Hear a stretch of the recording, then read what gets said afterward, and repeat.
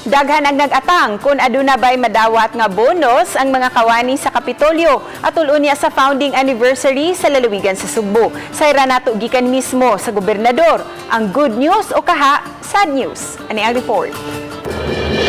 Do not expect these big fat bonuses because right now it is a privilege to be working in government. Kini ang tubag ni Governor Grant Garcia sa pangutana mahitungod sa bonus sa mga kawani sa Kapitolyo. Suma sa gobernador nga dako na kaayo og sweldo ang mga government employees itandi sa mga counterpart nini sa pribadong sektor.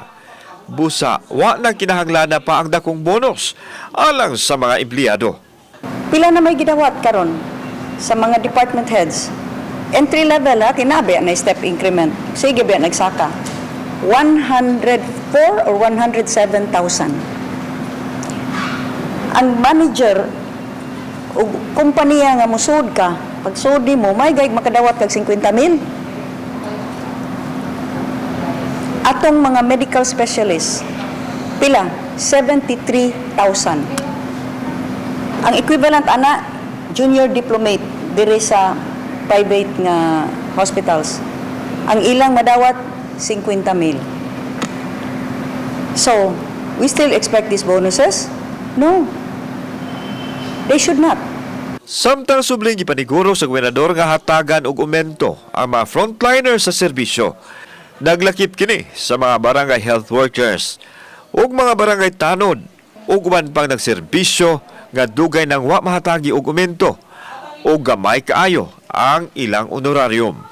We will be increasing the cash incentive for our barangay health workers, barangay nutrition scholars, and daycare workers from 2,400 to 4,000 pesos.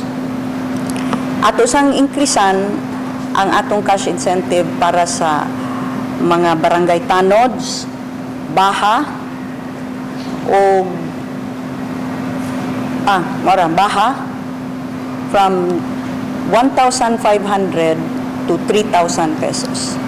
Gipahibaw usab sa gobernador nga nahanay na ang subling pag-arangkada sa Pasigarbo sa Sugbo nga ipahigayon karong Agosto 25. Salmutan kini sa nagkadiyang partisipante gikan sa lalawigan sa Sugbo. This will again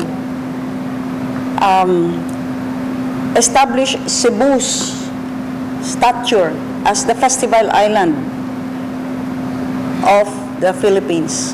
Kauban ni John Solon, ako si Alan Domingo. Balitang Bisdak.